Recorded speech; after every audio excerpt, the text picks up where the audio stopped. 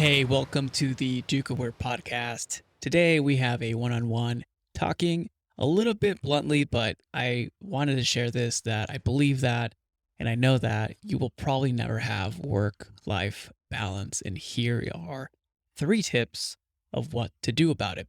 Now, first of all, though, we need to talk about the premise and how we came up with the idea that your work life, your business life, your career is in competition with your personal life and why they're at odds with each other.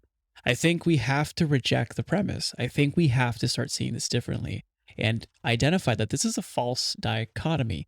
Because if you're on a Zoom call or if you're texting friends or shutting off your laptop at 7 o'clock at night, eating a dinner at 8:30 or even 9 p.m., you are living your life. There is one solid life that you have, and it's the one that you're living now. So I think to think about during these hours, I'm only on work mode, and this hours, I'm only on personal mode.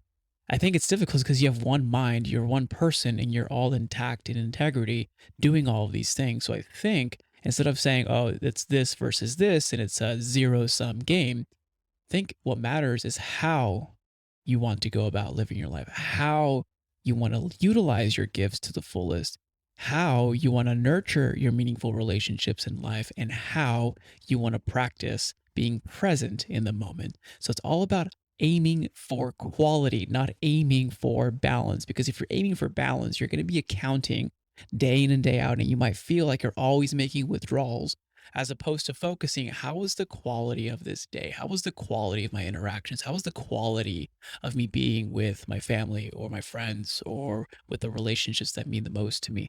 Now, this isn't to say that quality time, even if it's 5 minutes, is highest quality.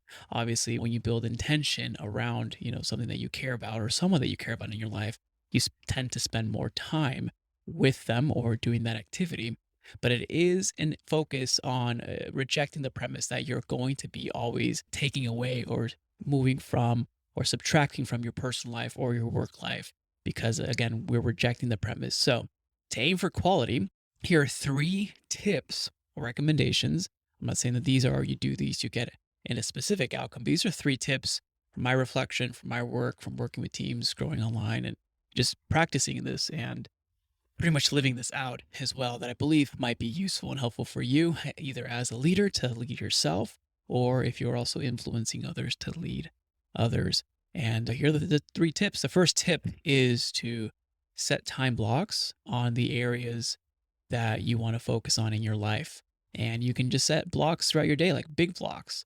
And this also includes your work. When do you want to be focused on work mode? When does your mind work best on work mode? When does your actual team need you to be on and your team may not need you to be on? I think it's important to protect these times.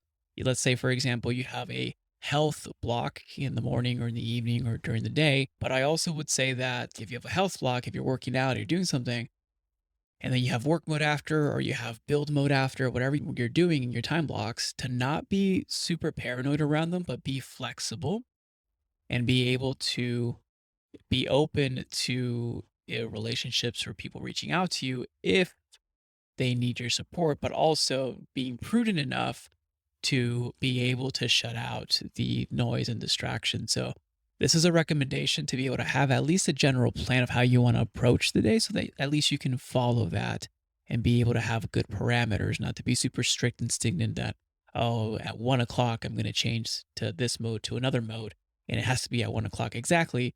I think just having that as a recommended time for you during your time blocks. The second is to identify the top habits or little actions that you'd like to do every single day that contribute to your quality of life. So these are the activities or the actions that if you do each day, wow, today was awesome because I got these key things done. Now that can vary from people to people. However, those actions can include being able to support your relationships, be with those that you care the most, take care of your soul, take care of your mind, take care of your body, take care of your health. And also, like, you don't have to track this with some fancy app. I personally have used pieces of paper, which is the highest form of technology. And I also keep track of my habits now using the Streaks app, but you can use whatever app that you want, really. Or if you want to use a piece of paper, keep doing that. And essentially, it's just keeping accountable. Maybe you want to read 10 pages out of your book every day. Maybe you want to listen to, a new, I don't know, a new training, a new course. Maybe you want to spend, once or twice a week going out on a date night. Maybe you want to make sure that, have prayer and meditation every morning. Whatever those things are, just keeping accountable. Like if I want to have a high quality day and a great experience today and be at my best, at my peak, to be able to perform at my best in what I do, well, these are the actions that support that. Let me see what I can do to fit those in. And the nice thing about having an action versus, I'm going to do this action at a certain timeline, is the nice thing about having a list versus just having a schedule is that, life happens. Maybe you have to, wake up early and you have to go help a family member because something happened and your whole morning, quote unquote, morning routine gets thrown off, but you still have your list of items that you can take care of and you can do later that day or later that evening. As long as you put in the work and you're able to, check off those boxes that, hey, I did my habits that constituted for a high quality day, you'll still be moving forward in your goals. You'll still be moving forward in your balance and you'll be aiming for that quality in your day to be able to, again, be the best that you can be today, but also for those who really depend on you and for your growth. Now, the third tip or suggestion is to take action and focus on being consistent over time. And this is looking at the long-term approach and in leveraging the mental model that I call the progress theorem, which is essentially a simple formula that does create transformative results in your life. And it's looking at the long term. The progress theorem goes as follows. It's a simple equation. It's action multiplied by consistency equals progress. It's very simple and it's plain English, but the goal is here, look at the long term and see how the actions that you take today will compound over time and helping you become the person that you want to become, the best person that you can be, and being able to really, contribute your gifts and talents for those around you and add your contribution to the world. Now, just a quick reminder as well that, this is your life. This is not a deadline or a sprint. Like when you're scheduling, some days you might not even follow any of this, or maybe some days you might not hit the highest quality that you want for your life.